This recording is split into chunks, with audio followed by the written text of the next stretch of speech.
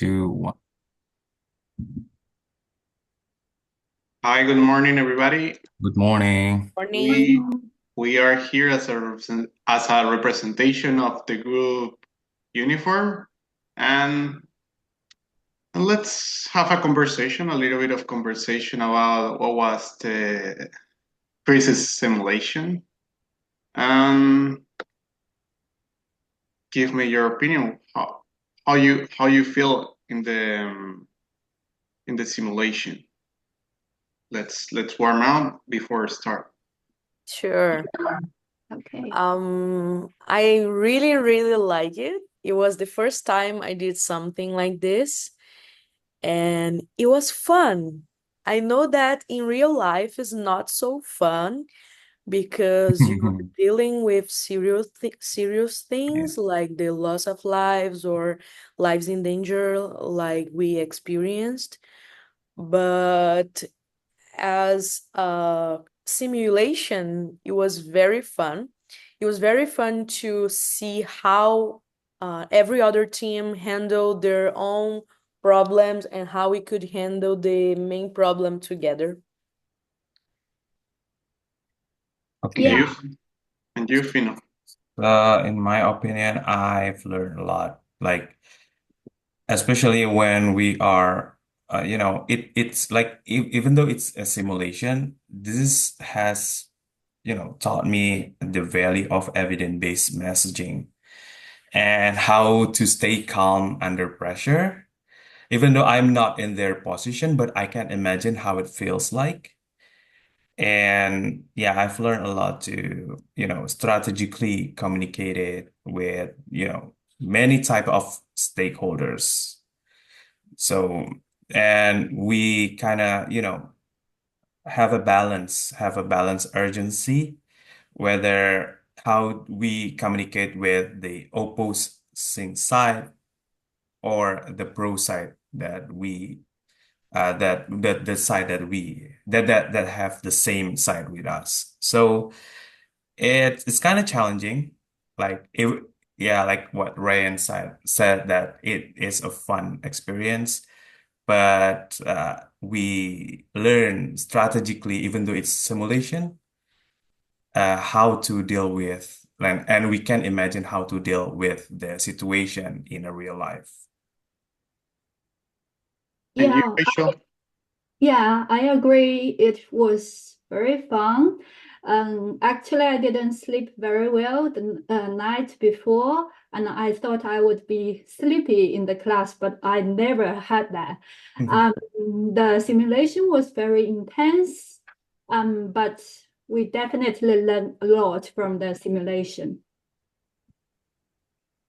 For me, I think that it's pretty exciting to see in firsthand how organizations are involved and what happened when disaster happened and how some organization has to manage that.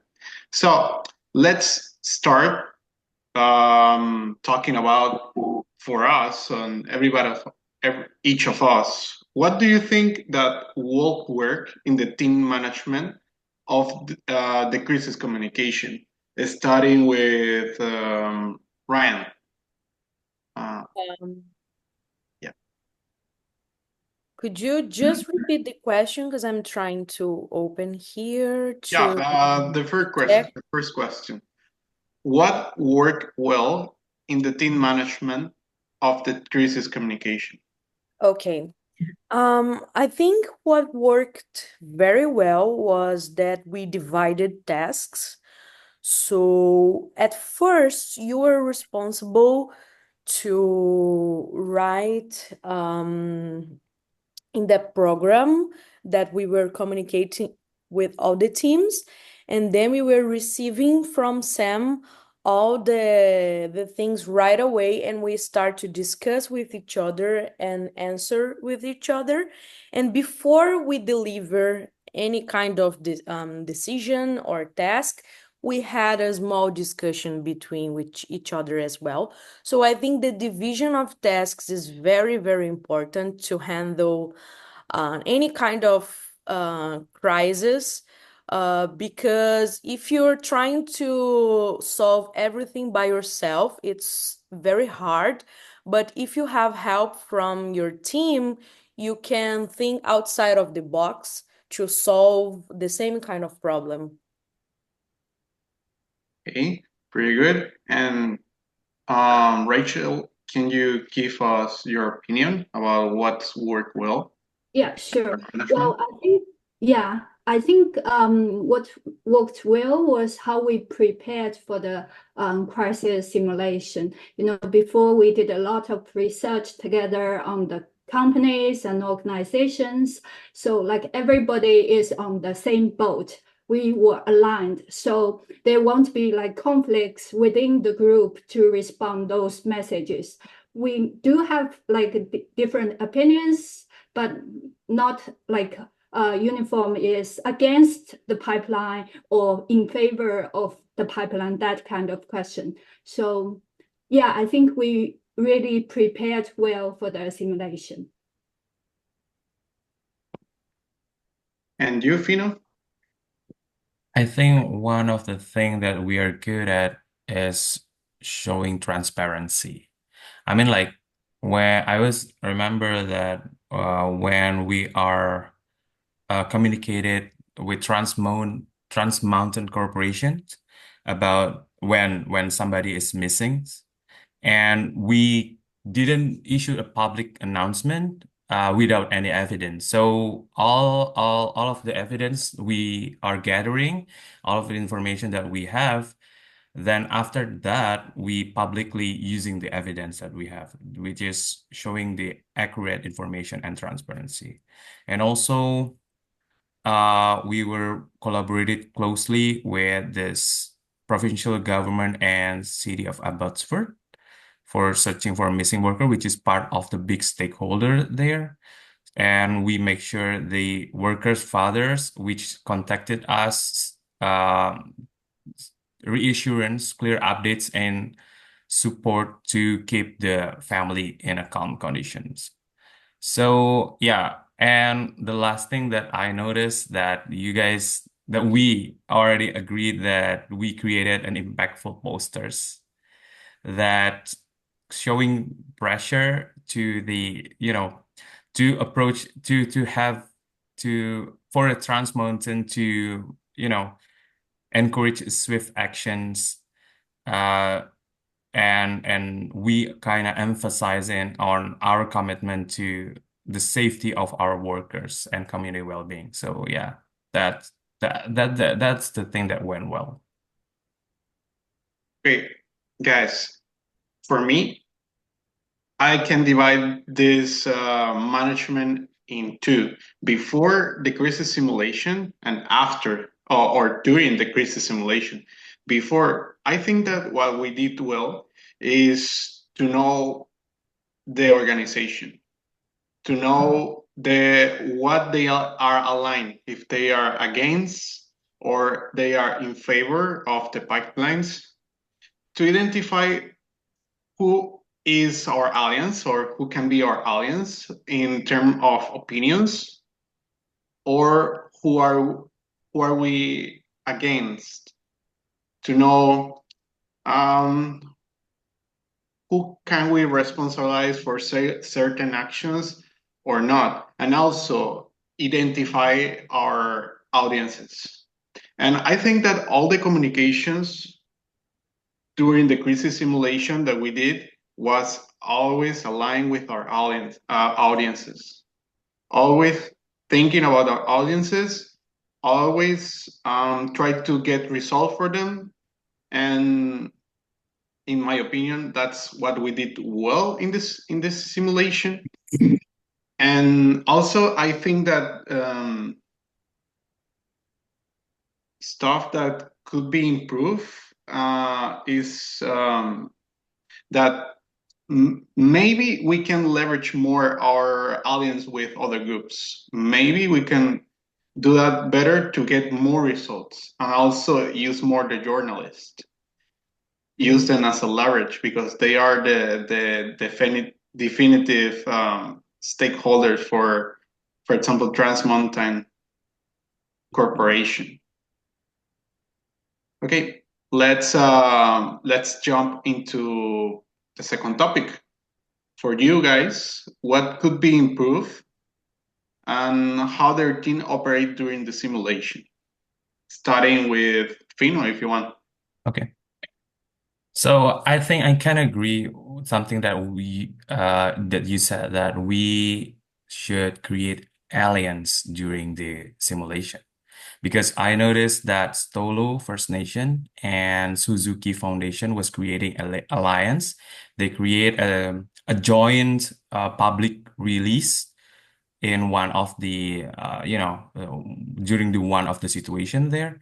So because they are on our side, I think if we can open alliance with Stolo First Nation, address their concerns, and grouping together with Suzuki Foundation as well. So three of us could create, a better community when during the crisis happen.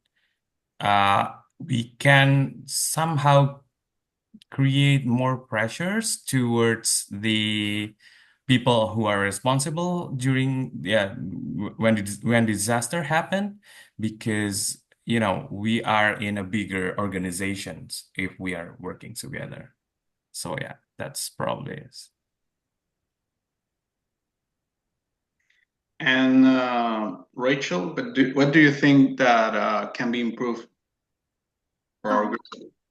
Okay, well, Ryan just mentioned about the divide of the tasks between the group. Well, I think in the second part of the simulation, we did well regarding the division, but in the first, like we were kind of confused who's responsible to reply those messages in private and who should do publicly. I think it would be better if we like have the role divided in the first place. Like someone is good at copywriting, he can like respond in publicly, and someone has like ideas, so he can share these ideas, collect these ideas. And for some people, as you guys just mentioned, they can go to other groups to align with them. Yeah, that's what I think. And you, Ryan, what do you think? I think one of the things we could improve was time management, because sometimes we were still trying to figure out how to answer, but more situations and more problems were coming along all the time. So what I could learn from that is that a PR professional needs to have a good time management, because timing is everything. We need to answer consistently, and you need to think in all your stakeholders and do everything else in a good timing. So I think we could improve in this. Yeah, I cannot imagine the pressure for Coast Mountain because for us it's not pressure at all, but continuously we have communications to answer, and I cannot imagine what happened in their minds. But to complete my opinion, I can say that, for example, as Finn said, we can use other groups like Suzuki and First Nation, use them to help us to achieve more goals, like get the compensation done, then get the announcement from Coast Mountain to say actually that they are going to compensate the victims, because more pressure, more results. And also, we just use one journalist within that news that we got about the low budget that Work PC got, and then that's why the accident happened. So we just used them once, but we could use them a little bit more. Give them more news, make them make results, because if everything come to public, Cosmonita has to answer. So maybe if we are in a second simulation, we can use that. We can use that in our favor. But okay, I think that we answer every person as we could, and in in a real tense situation, maybe they are going to be like good with us. But I think with more answers, we get more. We can do a lot of stuff with that, because imagine that this happened in real life and everybody see us as, or position us as, the only union that care about workers, but truly care about workers. This could improve our organization all across Canada a lot. So this is crisis simulation, I think, or real crisis. If you know how to manage it, it can improve how your organization is known. Okay, but let's continue. Guys, what did they personally learn from the simulation experience? So, personally, talk me about what do you learn during the simulation. Ryan, if you want, you can start sharing your experience. Yeah, it's a little bit of what we just said here. So time management, to me, it was very, very crucial. So I think it's very, very important during a real life crisis simulation, and the communication between stakeholders as well. As you guys said, I think we could use them better, because all of our attention was direction to Trans Mountain, Yeah. and we talked with journalists just once, and we we almost didn't talk with the other stakeholders. So maybe if we could use that better, would be very helpful during the simulation. And for you, Fino, So what I what do think, you particularly learn? yeah, I think this simulation has taught me how to, you know, keep the balance of communicating with a diverse stakeholder.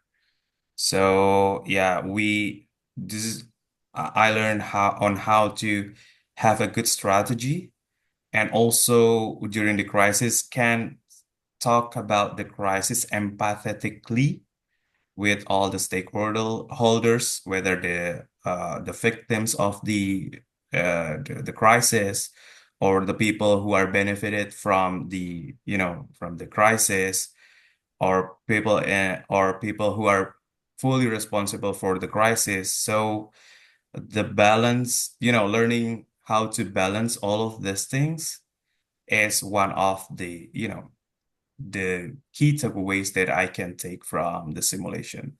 And also, having a good plans about what to do is also important.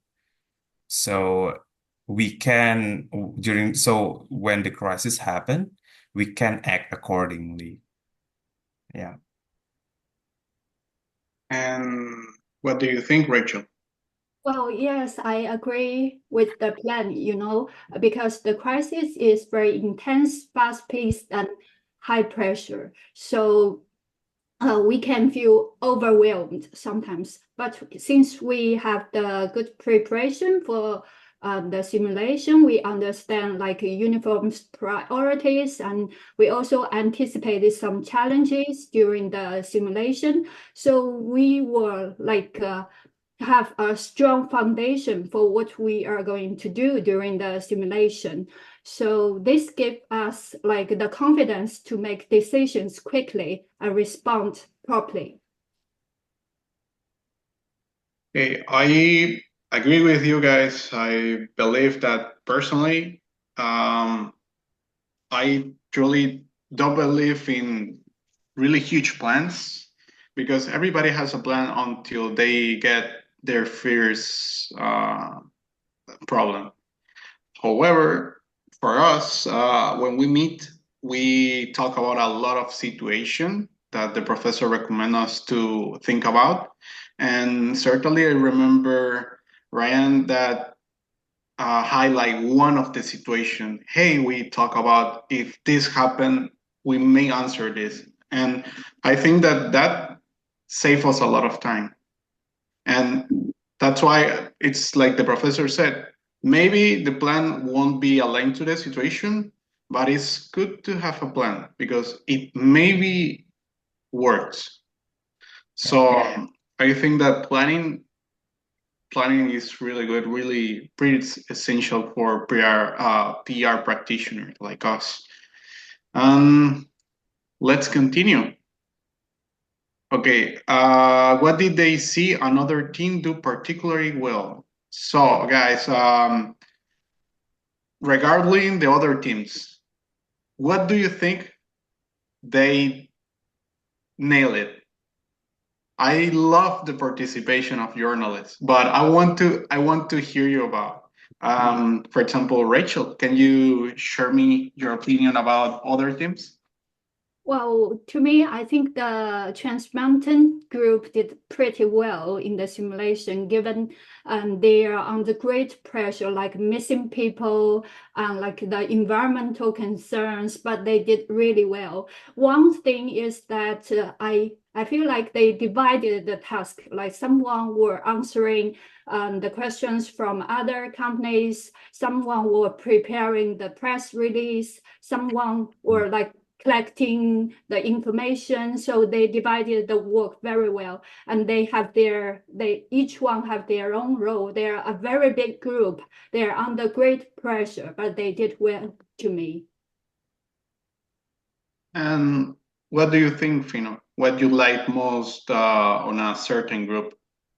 I would like to say kudos to Trans Mountain Corporation as well because they're under big pressure. They during at the beginning at the game, it feels like because we are on an opposed position, right? And we can see them. They are, you know, at the beginning, like don't know what to do, like didn't know what to do, and then slowly but sure they defy the task. They try to being calm under the pressure. So even though they couldn't manage like at the beginning of the game, they couldn't manage the pressure like in a timely manner.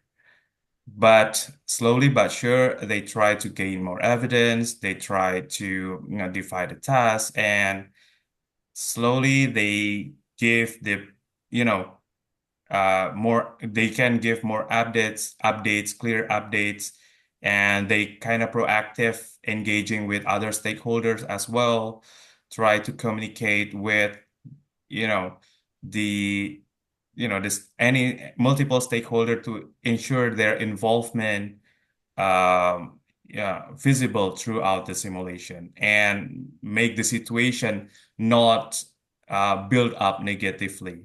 I think they're kind of do well to calming the situation. Hmm, interesting point of view.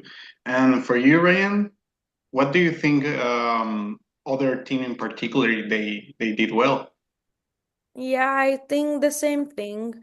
They could handle very well during all the time, even though with the pressure, and they were communicating respectively and thinking about which words to use, going to each group to take their opinions, ask questions, answer another questions.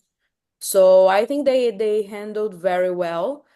Yeah, and it was good to see that they had a big team, because when you have a crisis simulation or crisis in real life to deal, you need to have a big team, strong team.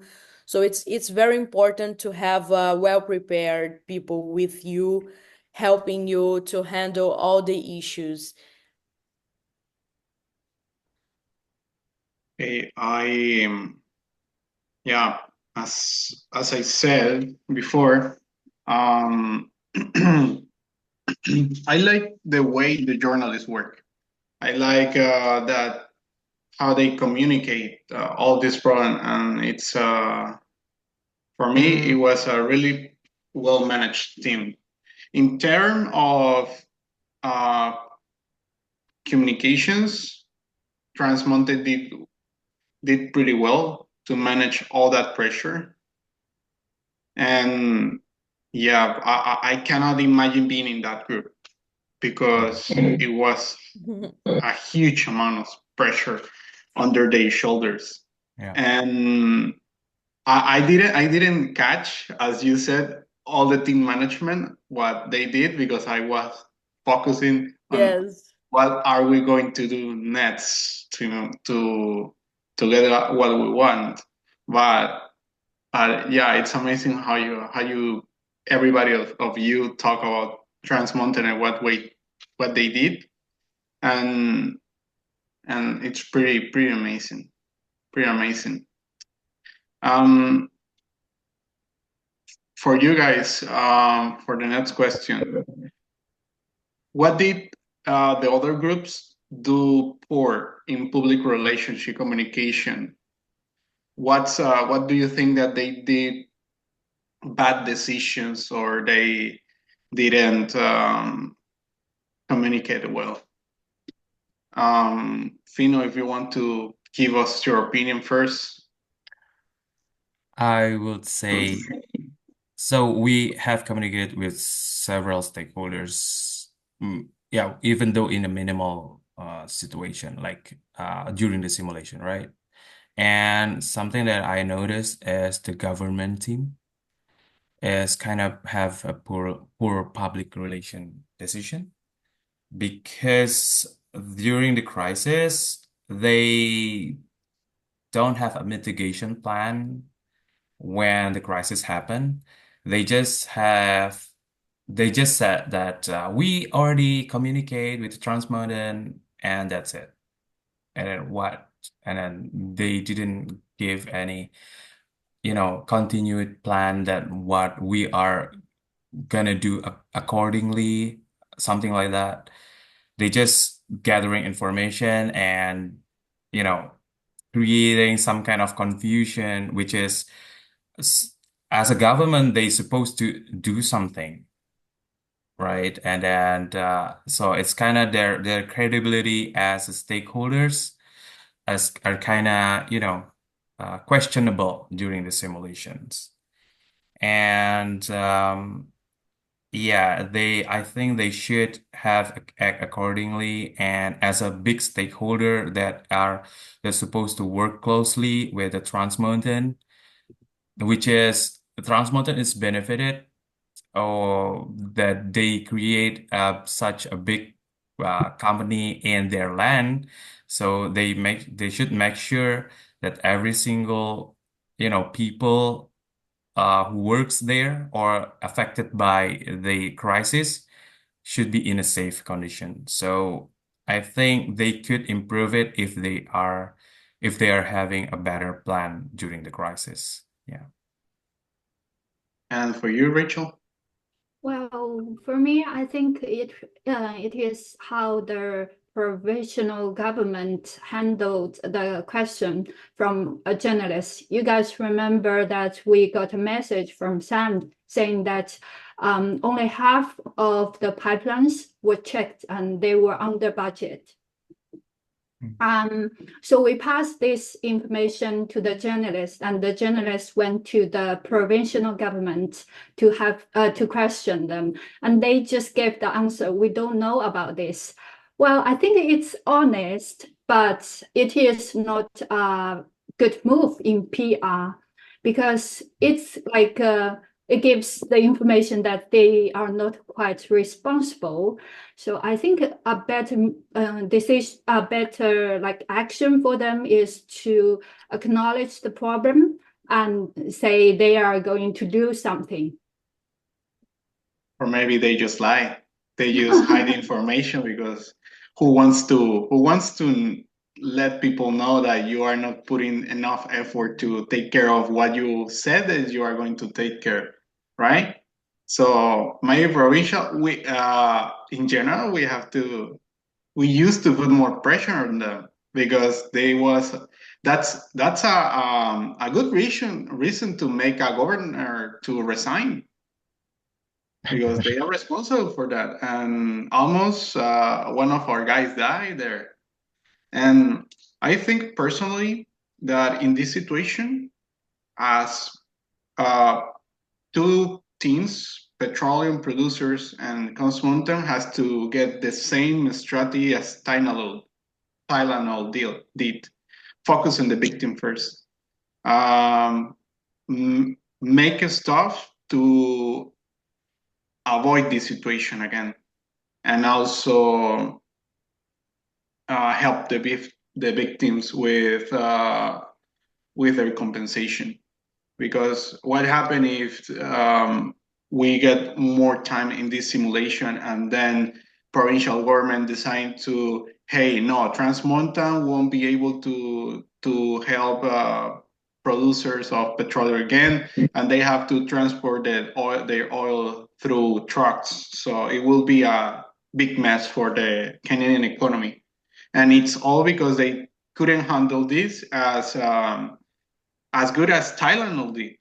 So maybe an approach as Tylenol will be good for both petroleum producers and Trans Mountain. And also, I didn't see a really huge align in petroleum producers regarding the group of Trans Mountain because they was like as well putting pressure. Hey, what happened with these guys? Why did it explode? Instead of saying to all the public, we are trying to solve this situation because because they are the owners of the petroleum, so they have to care about that. Imagine that somebody lose a package in Amazon. It's not the it's not the company that translate the package. It's Amazon that is risking their name. They are risking their brand. So it's a petroleum producers brand. It's not Trans Mountain, just Trans Mountain. So I think those guys have to do a better alliance than they did. And well, we end with the conversation here. Do you have any other conclusions, or what else can you tell me?